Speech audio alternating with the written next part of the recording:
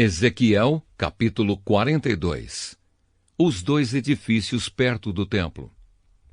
Então o homem me fez sair para o pátio de fora e me levou para o lado norte do templo, a um edifício que não ficava longe do edifício construído na ponta oeste do templo. Esse edifício do lado norte media 50 metros de comprimento por 25 de largura. De um lado, dava frente para o espaço de 10 metros ao longo do templo, e do outro lado, dava frente para a calçada do pátio de fora. Tinha 3 andares e cada um deles ficava mais para dentro do que o de baixo. No lado norte desse edifício havia uma passagem de 5 metros de largura por 50 de comprimento, com entradas desse lado. Os cômodos do andar de cima eram mais estreitos do que os do andar do meio e do térreo, porque ficavam mais para dentro.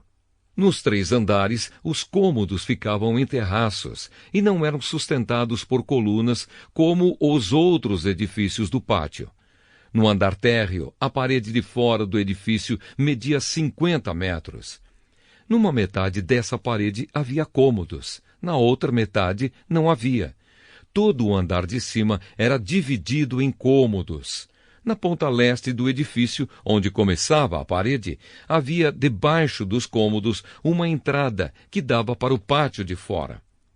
No lado sul do templo havia um edifício igual ao anterior, perto do prédio que ficava na ponta oeste do templo.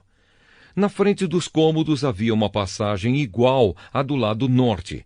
Tinha as mesmas medidas, o mesmo desenho e o mesmo tipo de entradas. Havia debaixo dos cômodos uma porta no lado sul do edifício, na ponta leste, onde começava a parede. O homem me disse: estes 2 edifícios são sagrados. Neles os sacerdotes que entram na presença do Senhor comem as coisas santíssimas. E porque os cômodos são santos, os sacerdotes colocarão neles as ofertas santíssimas, isto é, as ofertas de cereais e as ofertas feitas para tirar pecados e culpas. Quando os sacerdotes estiverem no templo e quiserem sair para o pátio de fora, terão de deixar nesses cômodos as roupas santas que tiverem usado durante o culto religioso. Eles terão de vestir outras roupas antes de saírem para o lugar onde o povo se reúne. As medidas da área do templo. Quando acabou de medir por dentro a área do templo, o homem me fez sair pelo portão do lado leste, e então mediu a área por fora. Com a vara de medir, ele mediu o lado leste. Tinha 250 metros. Aí ele mediu os lados norte, sul e oeste, e cada lado tinha a mesma largura, isto é, 250 metros.